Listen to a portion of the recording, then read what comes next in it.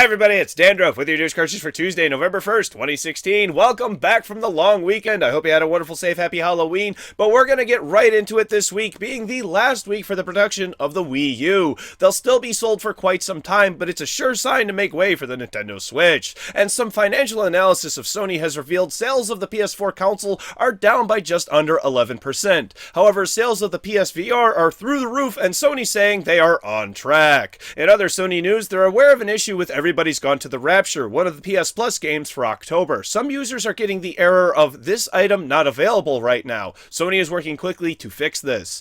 The PC specs required to run Dishonored 2 have been revealed at the same time as the Call of Duty Modern Warfare Remastered specs, which you can find links to in the description down below, as well as links for sources for all of today's stories. And if you need help figuring out if you can run either of these games or any other game, just leave your specs in the comment section down below and I will help you out. And I've got 3 rumors for you today. The first being the most substantial, with the next Tomb Raider game being called Shadow of the Tomb Raider, due to someone working on the game having their laptop open on a subway, and a curious onlooker took this picture. Another rumor, though this one may be an official leak, is for the Japan level coming to Rainbow Six Siege. Enjoy the 2-minute video in what looks like the most destructive level to date. And one more rumor for Diablo 3 would suggest the Necromancer class will be announced at BlizzCon next week. And now it's time for our first release announcement. Steam has added DualShock 4 support to Steam. It's currently in beta though. There is a chance Final Fantasy 15 will get DLC allowing you to play as a female character, but it will not come until way after release.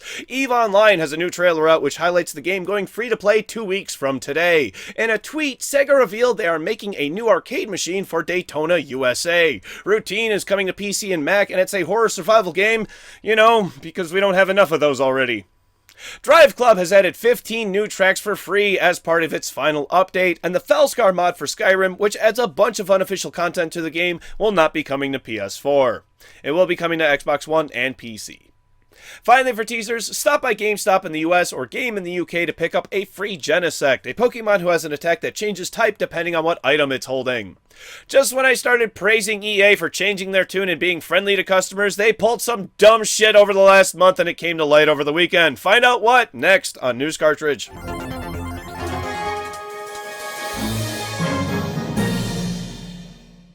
On Friday, I thanked and praised EA for releasing Titanfall 2 without a season pass. The very next day, a user posted to Reddit after being locked out of their Origin account and were never informed about a reason why. After contacting EA, user Trivial Sublime was told the country they live in, Myanmar, has been blacklisted due to sanctions placed against the country by the US.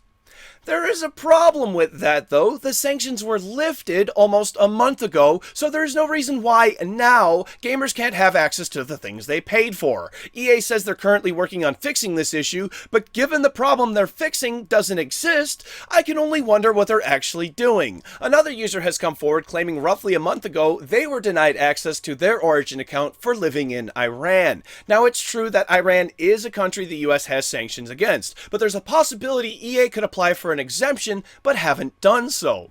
In both cases, neither player was offered a refund, which to my understanding, that's US law. They aren't able to get a refund and was told there was nothing anyone can do. On one hand, I do understand that this is related to foreign affairs, but it's my opinion that EA should be applying for any and all exemptions they can get to make their customers happy by having access to the things they paid for. Stay tuned because I've got some more dumbass shit that EA did coming up later. Today is the day all of the counters for Sombra were ticking down. Only to reveal more fucking ARG. Yeah, that's what we wanted, Blizzard, was more fucking puzzles to a character you've been teasing for 3 fucking months. Well, the good news is, and unlike my usual reveal of leaks, this is not to inform you, but to give my finger to Blizzard. This is what Sombra looks like. All of the previous leaks were true. This picture is from an official Blizzard URL, which was quickly removed. Oh, and when someone asked via Twitter why the Halloween event ended an hour early without warning, yeah, Blizzard completely ignored the question and suggested to buy crates. Fuck you, Blizzard. In the quick spot today, some things never change, and some people never learn. Nintendo has once again said that they have no interest in promoting their products to core gamers. In an interview with Tatsumi Kimishima, he states the name Switch implies a lot of things, but not Nintendo's customer base. It almost seems like Nintendo would rather struggle for the time being, rather than go after the sure thing, which comes with financial stability. Personally, I would love to see Nintendo return to the days of the Nintendo 64 and take both Sony and Microsoft head on. Do you agree with me, or do you think Nintendo is better off doing their own thing? Or something else? Let me know in the comment section down below. Finally today, more of EA falling on their face, but this time with a Twitter hashtag. Over the weekend, they thought it would be a great idea to start the hashtag Just World War I Things. Look, I can't make this shit up. If I could, do you think I would be doing a news show? They posted two memes. One reading, "When your squad is looking on point with a dirigible burning down in the background," and the other reading, "When you're too hot for the club with a soldier firing a flamethrower."